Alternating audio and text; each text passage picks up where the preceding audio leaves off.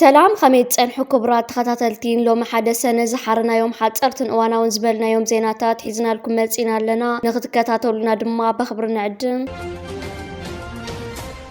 سرعت بالصقنا مرصا كايده سلطان ونينا نابزول دراما نمتاو لو مجمرو هاغراو مرصا بسفيحو خبيد استبهال عنقفات قطيم ويركب بفلا بكل محراو حموشتا جنبارات ازي كبيد استبهال كويناتنا تخايد يركبالو لو ما عند سراويت فانو بزفن وزلو ازي استدراجو متقعتي او جنبار رايا قبا شوعات كبابتات ابلاستا جنبارو حموشتا كبابتات او غاشنا جنبار دما شدشه كبابتات متقعتي فصم كمزلو تغليصو او جنبار دسين امباسالين بتماساسالي اب شوعات كبابتات متقعت فانو زقصلن تخون او جنبار معراب دما مقدلا دبره زيتن مكانه سلام حويسو اب شوعته كبابتات كبيد استبهاله متقعتات يفصم كمزلو نمفلاط تخايللو سراويت فانو اب بركس زول كبابتات تخلل زكايده زل متقعتي اطناخيرو خم زقصلنا تغلص اب زركبال زل اوان دما تمال مشتاب كتما ولديا متقعت بومبي كمستفصم يغلصالو بتمتقعتي ابلع لسب كون نبرس بصح غود استصاري حبريتا خنركب ايكالنان يخون برفانو سرعت بلصقنا بكللا محرا استچوربرنا دراما مرصان كياد نزغبر زلو منقسقاس عنقفاي زبل كل سغمتتاتنا وسد يركبالو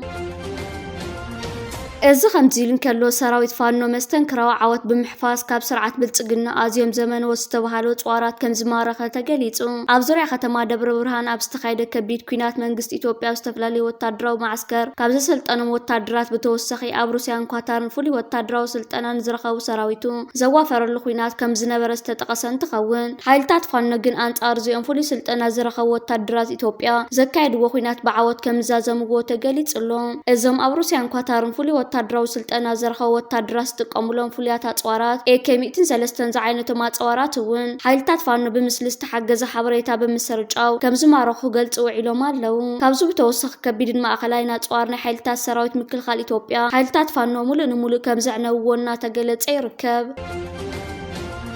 ሓይልታት ጽምዶ ኣብ ልዕሌና መጥቃዕቲ ፍጽመሎ ክብል ዋና ኣዛዝ ሰራዊት ምክልኻል ኢትዮጵያ ዝኾነ ፊልድ ማርሻል ብርሃን ጁላ ከሲሱ ፊልድ ማርሻል ብርሃን ጁላ ጽምዶ ጥምረት ብምፍጣር ኣብ ክልል ኦሮሞን ክልል ኣምሓራን በአጠቃላሊ ኣብ 27 ቦታታት መጥቃዕትን ጻርናይ ፍኖሎ ክብል ክስ ያቅሪብሎ ከም ዝፍለጥ ሰራዊት ሓርነት ኦሮሞ ኣብ ክልል ኦሮሞ ሰራዊት ፋኖ ድማ ኣብ ክልል ኣምሓራ ናይ ምንቅስቃስ ገደብ ብምግባር ኣብ ልዕሊ ሰራዊት ምክልኻል ኢትዮጵያ ዘየዳግም ስጉምትና ወሰዱ ከም ዝርከቡ ዝፍለጥ እዩ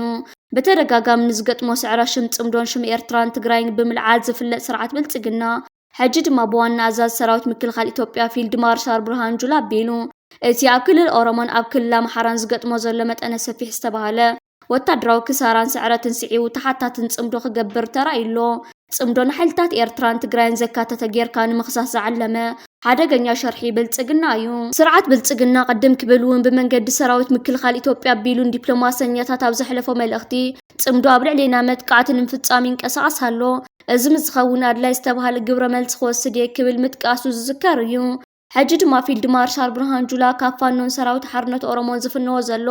ተደጋጋሚ መጥቃዕቲ ምጽዋር ምሳኖን ጽምዶ ተሓታቲ ብምግባር ንኻልኣይ ዙር ኩናት መበገሲ ሓሳብ ገይሩ ይሰርሕ ከም ዘሎ ዘመለኸት ኮይኑ ቅልቅል ይርከብ ሓይልታት ፋኖን ሰራዊት ሓርነት ኦሮሞን ግን ካብ ትጽቢት ወጻኢ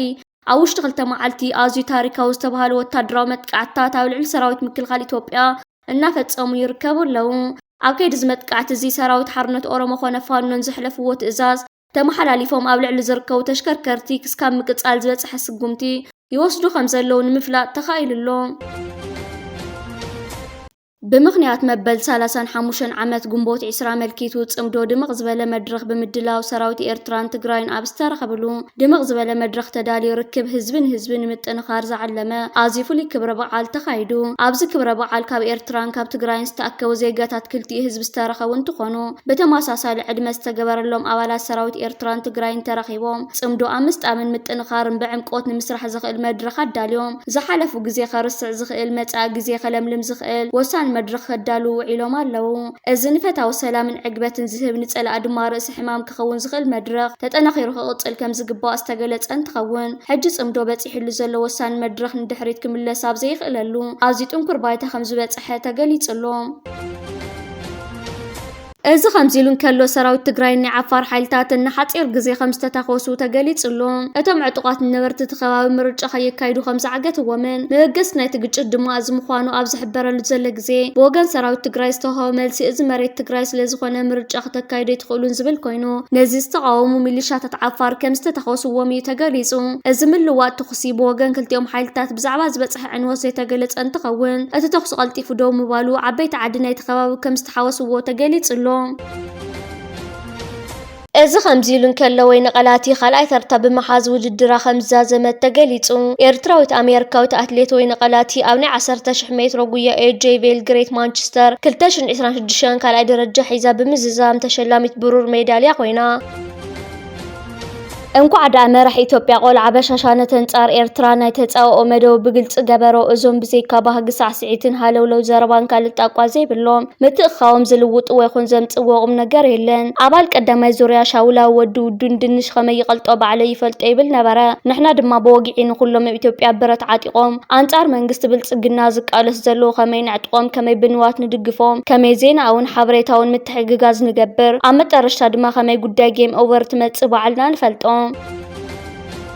ኣብቲ ናይ 30 ዓመት መሪር ሓርነታዊ ቃልሲ ህዝቢ ኤርትራ ስርዓት ሃይለ ስላሴ ይኹን ስርዓት ደርገሎ ዝበሃል ዘመናዊ ጽዋር ዝዓጥቀን ብክልቲኡ ደንበታት ምዕራብን ምብራቅን ማለት ድማ በኣሜሪካን ሕብረት ሶቪየትን እኹል ታዕሊም ዝወሰደ ሺሾ ሰራዊት ሒዞም እዮም ገጢሞምና ዘይረብሕ ደርጋፍ ሰራዊት ሒዞም ኣይኮኑን ገጢሞምና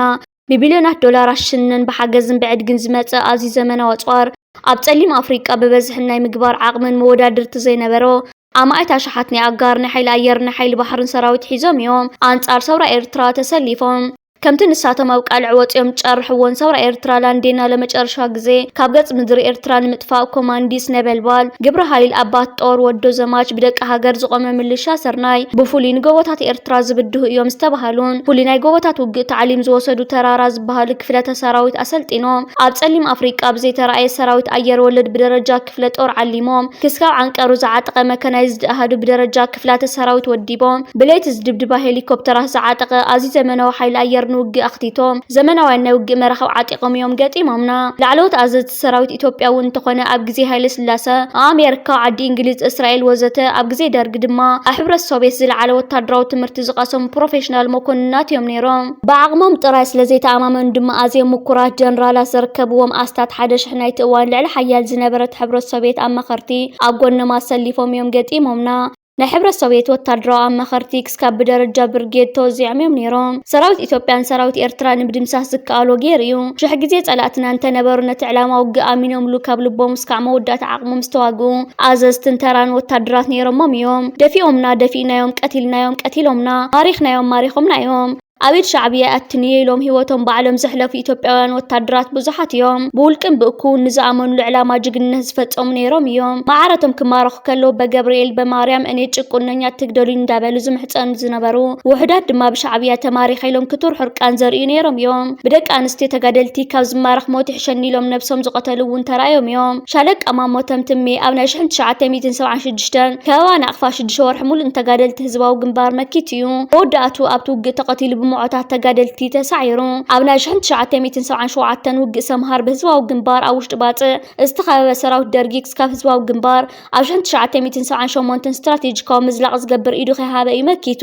ህዝባዊ ግንባር ንፍርቂ ባጽእ ጥራይ እዩ ተቆጻጺሩ ነይሩ ኣብ ናይ 1977 ምሕራር ከተማታት ባረንቱን ዓዲ ቀይሕን ጸላኢ ብፍሉይ ስለዝመከተ ክሕረራ ኣይተኸኣለን ኣብ ክራማ 1978 ተጋደልቲ ሓርነት ኤርትራ ንከተማ መንደፈራ ንምቁፅጻር ከቢድ መስዋዕቲ ዝሓተተ ውግእ ኣካይዶም ይኹን እምበር ክሰልጦም ኣይከኣለን ካብ ውሽጢ ከተማ መንደፈራ ተመሊሶም ብድሕሪ 2 ሰሙን ንኻልኣይ ግዜ ፈተነ ኣካይዶም ክቆጻጸርዋ ክኢሎም ኣብ 1984 ውግእ ኣውገት ተቐዳማይ መጥቃዕቲ ህዝባዊ ግንባር ኣይተዓወተን ብድሕሪ ቁርብ እዋን ዝተገበረ ናይ ካልኣይ ፈተነ ግን ሰራዊት ደርግ ዘሕፍር ስዕረት ተጎልቢቡ ካብ ጎላጉል ኣውገትን ክራይን ተጸሪግዩ ኣብ 1985 ህዝባዊ ግንባር ሲሶ ካብ ተዋጋእ ሰራዊት ብምኽታት ንኣሽሓት ሰራዊት ደርግ ቀቲሉን ማሪኹን ንከተማ ባረንቱን ንሰፊሕ ከባብታት ላዕላይ ጋሽን ተቆጻጺሩ ነይሩ ይኹን እምበር ስርዓት ደርግን ሶቪየታውያንን ኣማኸርቱን ንከተማ ባረንቱን ከባቢያን ንምምላስ ኣወጋዲን ዝነበረ ሰራዊት ከይተረፈ ብምምጻእ ብድምር ልዕሊ 60,000 ሰራዊትን እልቢ ዘይብሉ ከበድቲ ተጽዋራትን ብምስላፍ መጠነ ሰፊሕ መጥቃዕቲ ስለ ዝፈነወ ብሰንኪ እዚ ድማ ሰራዊት ደርግ ብመጎሎ ኬሮ ሓሊፉ ንሳዋ ስለ ዝኣተወ ኣዝዩ ኣሰካፊ ከበባ ገይሩ መውፅእ መንገዲ ዝተዓጽኦ ሰራዊት ህዝባዊ ግንባር ገሊኡ ንመሬት ሱዳን ብምእታው ተኻሊሉ ንግንባር ናቕፋ ተመሊሱ እቲ ካልእ ዝበዝሕ ሰራዊት ህዝባዊ ግንባር ግን ናብ ላዕላይ ጋሽ ከባቢ ተከዘ ብምስጋር መናውራ ክገብር ድሕሪ ምቕናይ ብደም በላስ ብመንሱራ ብእንገርነት ኣባ 10 ብምስጋርና ቋሚ ድፉዕ ዝነበረ ግንባር ሓልሓል ግንባር ናቕፋን ሰሜናዊ ምብራቕ ሳሓልኒ ተመሊሱ እቲ ናይ ምዝላቕ ጉዕዞ ኣስታት 17 መዓልታት ዝወሰደ ኣብ ታሪክ ብረታዊ ቃልስና ብፍሉይ ዝጥቀስ ኣዝዩ በዳህ ምንባሩ ይግለጽ እዩ ብዝያዳ መሪር ዝገብሮ ድማ እቲ እዋን ክረምቲ ብምንባሩ ሩባ ባርካ ዘርከቦም ዓበይቲ ሩባታት ጋሽን ባርካን ክስካብ ዓንቀሮም ዝመልእሉ ብሰንኩ ድማ ገለ ተጋደልቲ ብውሕጅ ዝተወሰድሉ ክቱር ጥሜትን ድኻምን ዝተረኣየሉ ፍጡር ወዲ ሰብ ስካብ ጫፍ ተጸዋርነት ዝተፈተነሉ ምንባር እዩ ወታደራዊ ስትራቴጂ ስርዓት ደርግ ሻዕብያ ውግእ ባረንቱ ተዳኺሙ ብምባል ሽዑ ንሽዑ ትንፋስ ዘይህብ ዘመቻ ባህረ ነጋሽ ወፍሪ ባሕረ ነጋሽ ዘጠመቕዎ ኣዝዩ ከቢድ ውግእ ኣብ ግንባር ናቕፋ ኣበጊሶም ጸላ ኣብ ሻድሻይ ወራር እኳ ክድይቦም ንዘይከኣለ ገለ ተኣፈፍቲ ኣባታት ተቆጻጺሩ ሽዑ ድማ ሓደ ካብ ኣዘዝቲ ሰራዊት ደርግ ናቕፋ ትታየኛለች ክብል ኣብ ራድዮ ርክብ ዝተሰምዐ ተቕያን ጅግነትን ዝተፈጠረ ንምጽማም ዘጽመመ ንተስፋ ምቑራጽ ተስፋ ዘቆረጸ ተጋድላይ ህዝባዊ ግንባር ግን ከምቲ ልሙድነት ደፊዩ ኣብ ገለገለ ተኣፈፍቲ ኣባታት ንዝደየበ ሰራዊት ደርግ ከቢድ ጸረ መጥቃዕቲ ብምግባር ናብቲ ዝነበሮ ይመሊስዎ ኣብ ዕለት 11 ጉንበት 1988 ብወገን ህዝባዊ ግንባር ንከተማ ከረን ንምሕራስ ዝተገበረ ፈተነ ፈሺል እዩ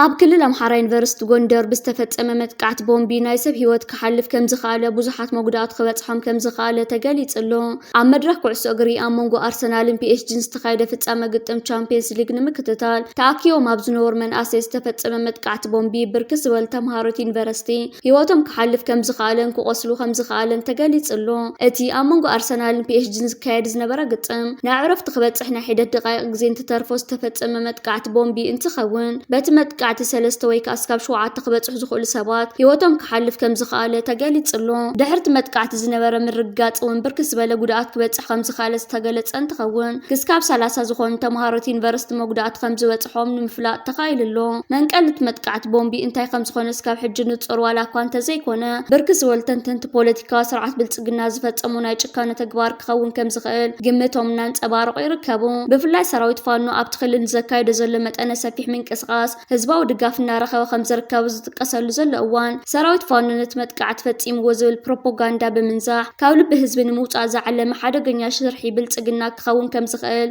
ንሕሉፍ ታሪክ እቲ ስርዓት ብምጥቃስ ብርክት ዝበሉ ተንተንቲ ፖለቲካ እናኸሰሱ ይርከቡ